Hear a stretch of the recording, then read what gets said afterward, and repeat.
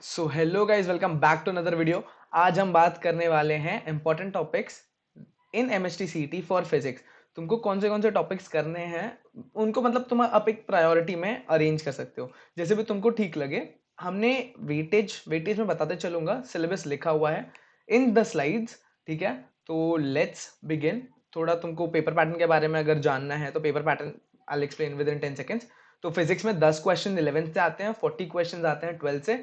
Physics का total marks is 50 marks, chemistry का भी सेम होता है एंड फिजिक्स केमिस्ट्री को मिला के तुमको आते हैं 100 questions. That one question carries 1 mark and 90 minutes तुमको फिजिक्स केमिस्ट्री सॉल्व करने के लिए दिए जाते हैं। एंड वेर इन मैथ्स के लिए तुमको 1.5 घंटा दिए जाते हैं यानी 90 मिनट्स। एंड उसमें तुमको अगेन 50 क्वेश्चन आते हैं but each question comprises of 2 marks and 10 question 11th standard से 12th के सिलेबस से तुमको आते हैं 40 क्वेश्चन। ठीक है, मूविंग ऑन, तुम यहाँ रजिस्टर कर सकते हो, मतलब सीईटी का अगर तुमने फॉर्म नहीं भरा तो भर लेना। ठीक है, आते हैं मेन पार्ट पे, दैट इज हमारा सिलेबस। ठीक है, तो बात करते हैं फर्स्ट चैप्टर हमारा motion in a plane. Motion in a plane important chapter है बट यहां से बहुत ज्यादा क्वेश्चंस एक्सपेक्ट मत करो, 1 से 2 क्वेश्चन मैक्स। ठीक है, तुम्हारे शिफ्ट में आ गए तो आ गए। उसमें भी क्या, मोशन इन अ प्लेन में rectilinear motion, circular motion, projectile motion. ठीक है, motion in a plane important खुद में नहीं है but motion in a plane के जो कॉन्सेप्ट्स है, जैसे मोशन इन अ प्लेन में तुम्हारा सर्कुलर मोशन आ जाता है, तो सर्कुलर मोशन तुमको काम आता है कहाँ पे, रोटेशनल डायनामिक्स में। रेक्टिलिनियर, प्रोजेक्टाइल, ये सब तुमको बेसिकली जो पूरा मैकेनिकल फिजिक्स है इंक्लूडिंग एनएलएम, या NLM is Newton's laws of motion, तो वो सब अगर तुम देखोगे तो laws of motion in a plane एक इंपॉर्टेंट चैप्टर बन जाता है कॉन्सेप्चुअली। बट यहाँ से ज्यादा क्वेश्चंस एज सच नहीं पूछे जाते, मैक्स टू मैक्स एक क्वेश्चन आएगा, एक या दो। लॉज ऑफ मोशन 3 लॉज पे पूरा तुम्हारा न्यूटोनियन फिजिक्स बेस्ड है, 3 लॉज कर लेना, उसमें फिर सेंटर ऑफ मास वगैरह थोड़ा बहुत आ जाता है। ठीक है, ग्रेविटेशन एक इंपॉर्टेंट चैप्टर बन के आता है, यहाँ पे 1 से 2 क्वेश्चन, कभी कभार किसी शिफ्ट में 3 क्वेश्चन तक पूछ लेते हैं ग्रेविटेशन से। एंड लॉज ऑफ मोशन से मैंने बताना भूल गया, around 2 question you can expect. Thermal properties of matter में तुम क्या कर सकते हो, फ़ारेनहाइट स्केल हो गया तुम्हारा, केल्विन स्केल हो गया, सेल्सियस स्केल हो गया। ये सब एक तुम इंपॉर्टेंट पार्ट मान सकते हो बट ये नहीं है कि सिर्फ इसी पे रिलायबल रहो। थर्मल प्रॉपर्टीज से 1 क्वेश्चन एक्सपेक्ट कर सकते हो, एक या मैक्स 2 क्वेश्चन। साउंड से भी तुम 1 क्वेश्चन एक्सपेक्ट कर लेना। Optics 1 question. इलेक्ट्रोस्टैटिक्स 11th और 12th का मिला के तुम मिनिमम 5 क्वेश्चन एक्सपेक्ट कर सकते हो। 11th में थोड़ा पोर्शन है तुम्हारा, 12th में थोड़ा पोर्शन है तुम्हारा। तो 11th का क्या है, कूलम्स लॉ है तुम्हारा, फिर कैसे दो चार्जेस अट्रैक्ट होते हैं उनके बारे में है, फ्लक्स कैसे फाइंड करना है, linear charge density, volume charge density, वो सब। ठीक है, तुम जानते हो बेसिकली तुम्हारा सिलेबस क्या है। ठीक है, सो इलेक्ट्रोस्टैटिक्स 11th और 12th मिला के तुम 4 से 5 क्वेश्चन एक्सपेक्ट कर सकते हो। तो यहाँ पे ये हो जाता है एक हाई वेटेज वाला चैप्टर। ठीक है, हाई वेटेज वाला टॉपिक, तुम इलेक्ट्रोस्टैटिक्स को स्किप मत करना अगर तुमको थोड़ा बहुत भी आता है तो। And you currently have time, you can also improve on electrostatics. बहुत डिफिकल्ट क्वेश्चन सीईटी में नहीं पूछते इलेक्ट्रोस्टैटिक्स वगैरह पे। सेमीकंडक्टर तुम्हारा, सेमीकंडक्टर 11th में भी है, सेमीकंडक्टर तुम्हारा 12th में भी है, सेमीकंडक्टर डिवाइसेस के नाम से जाना जाता है। So that is almost equal तुम्हारा सेमीकंडक्टर जो पहले था कि 12th में ही पूरा डाल देते थे, बट अभी 11th में उसका अराउंड 35-40% पकड़ सकते हो कि दिया है, एंड 12th में उसका 60% दिया है। सो तुम सेमीकंडक्टर तुम मिला जुला के दोनों 11th और 12th का अराउंड 4 से 5 क्वेश्चन वहां से भी एक्सपेक्ट कर सकते हो। तो सेमीकंडक्टर इंपॉर्टेंट टॉपिक बन जाता है। सेमीकंडक्टर में भी क्वेश्चन कहां से आते हैं, मेजॉरिटी क्वेश्चन ना सेमीकंडक्टर से। पीवाईक्यूज में भी हमने देखा है कि लॉजिक गेट से बहुत क्वेश्चन पूछे जाते हैं। Logic gates, transistors, diodes, transistor diodes को भी एक बार पीछे हटा दो, लॉजिक गेट्स या फिर इन जनरल जितने भी सारे गेट्स हैं, एंड और नॉर और उनके रिलेटेड काफी क्वेश्चन पूछे जाते हैं। जिन्होंने जेई किया होगा उनको गेट्स के बारे में तो ऑब्वियसली बहुत सारा आइडिया होगा, आई एम अज्यूमिंग। ठीक है, ये था तुम्हारा क्लास 11th का सिलेबस। एक बार मैं रिपीट कर देता हूं, मोशन इन अ प्लेन से 1 क्वेश्चन, लॉज ऑफ मोशन से 1 से 2 क्वेश्चन, ग्रेविटेशन से 2 से 3 क्वेश्चन, एक या दो आ जाता है हर शिफ्ट में, बट कभी कभी it goes on to 3 as well. Thermal properties 1, sound 1, optics 1, electrostatics 11th का अगर देखना है तो 11th के टॉपिक से 1 या 2 क्वेश्चन मैक्स, सेमीकंडक्टर 11th के सिलेबस से 1 या 2 क्वेश्चन मैक्स। ठीक है, moving on to are 12th का सिलेबस, जहां से तुम्हारा मेजॉरिटी चंक पूछा जाता है, यानी 40 क्वेश्चन तुम्हारे इन 16 चैप्टर्स, 8 यहाँ और 8 नेक्स्ट स्लाइड में। तो इन 16 चैप्टर्स में से तुम्हारा मेजॉरिटी चंक आएगा, यानी 16 चैप्टर्स 40 क्वेश्चंस। वहां पे 8 चैप्टर 10 क्वेश्चन था, यहाँ पे 16 चैप्टर 40 क्वेश्चंस। ठीक है, तो तुम्हारा जो मेजॉरिटी वेटेज है वो 12th का ही है। ठीक है, starting with rotational dynamics, it is a very important chapter. यहां से थोड़े डिफिकल्ट क्वेश्चंस भी बन जाते हैं। Rotational dynamics, mechanical properties of fluids, KTG and radiation, thermodynamics. ये चारों बहुत इंपॉर्टेंट चैप्टर्स हैं।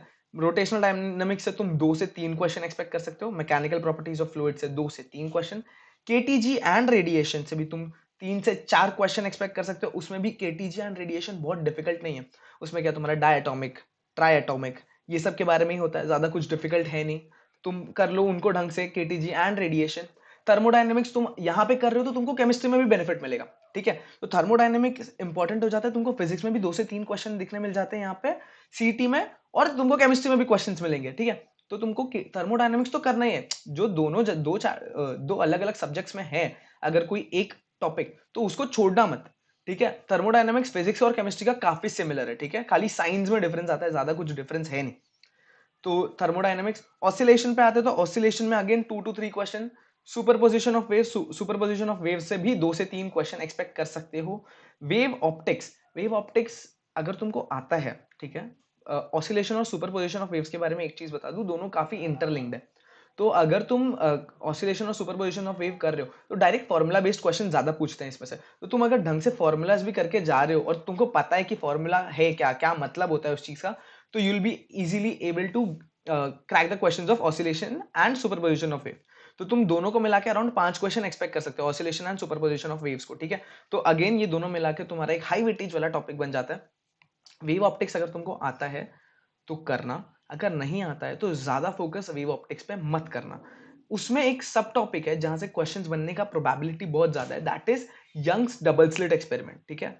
यंग्स डबल स्लिट एक्सपेरिमेंट से रिलेटेड तुम क्वेश्चंस भी कर सकते हो, उसका थियोरी भी देख लेना, क्योंकि वहां से क्वेश्चंस पूछे जाते हैं। नई में भी तो एक क्वेश्चन तो आना ही चाहिए, 1 से 2 क्वेश्चन, अगर वेव ऑप्टिक्स तुमको पूरा नहीं करना है तो, ठीक है। तो पूरे वेव ऑप्टिक्स से वी आर एक्सपेक्टिंग सीटी में अराउंड 3 से 4 क्वेश्चन आएंगे।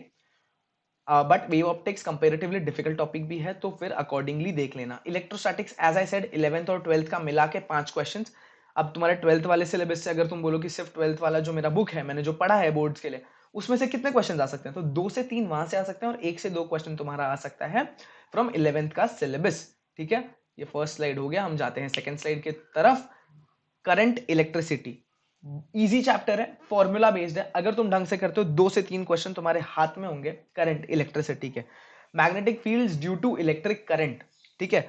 तो magnetic fields due to electric current से तुम 2 से 3 क्वेश्चन एक्सपेक्ट कर सकते हो, ठीक है। डिसेंटली गुड चैप्टर है, तुमको अगर थोड़ा बहुत इलेक्ट्रोडायनामिक्स आता है, तुमको पता है कि करंट कैसे काम करता है या फिर वो सब तुम समझ पाते हो, तो ठीक है, मतलब तुमको थोड़ा इजी जाएगा ये चैप्टर। मैग्नेटिक मटेरियल्स, ये एक ऐसा चैप्टर है जिसको मत छोड़ना, जहां से एक क्वेश्चन तो शॉर्ट आएगा, और आने के लिए कभी कभी 2 क्वेश्चन भी आ जाते हैं।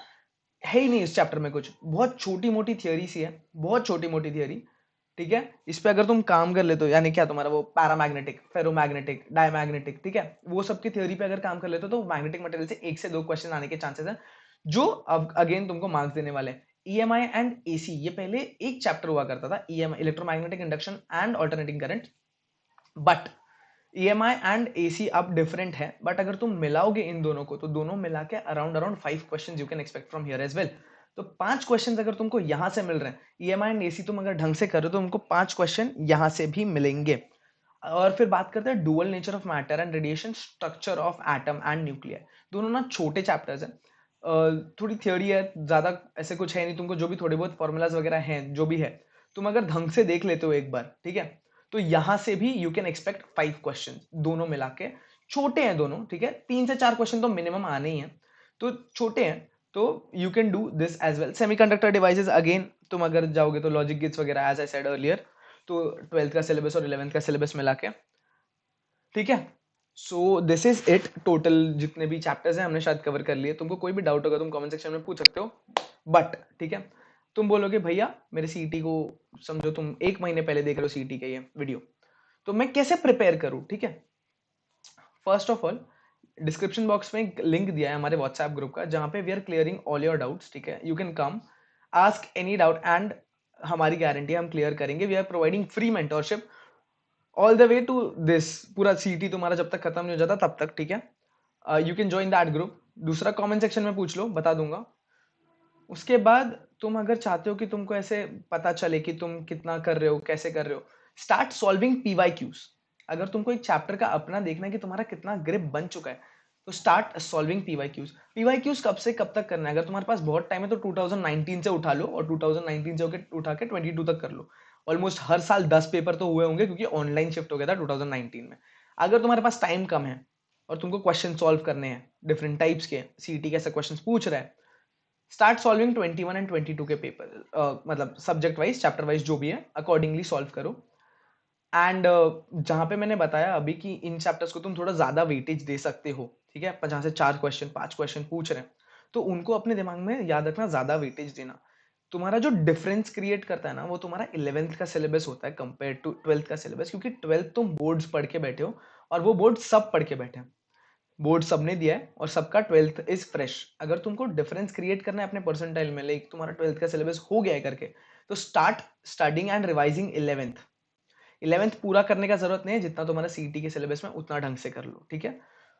And all the best. This is one video हमारे सीरीज का फिजिक्स का। केमिस्ट्री और मैथ्स के लिए भी हम सेम वीडियोस लाएंगे। टाइम टेबल कैसा होना चाहिए, कैसे फॉलो करना है, क्या करना है, सब मिलेगा तुमको। कमेंट सेक्शन में डाल दो तुमको नेक्स्ट वीडियो कौन सा देखना है and we would bring that to you as well, ठीक है। Thank you for hanging out. So हाँ, वो स्लाइड तुम छोड़ सकते हो, वो जो गया अभी। Thank you. You can follow me on my socials and yeah, WhatsApp पे व्हाट्सएप का लिंक तुमको डिस्क्रिप्शन बॉक्स में मिल जाएगा। Please consider joining it. Thank you for hanging out.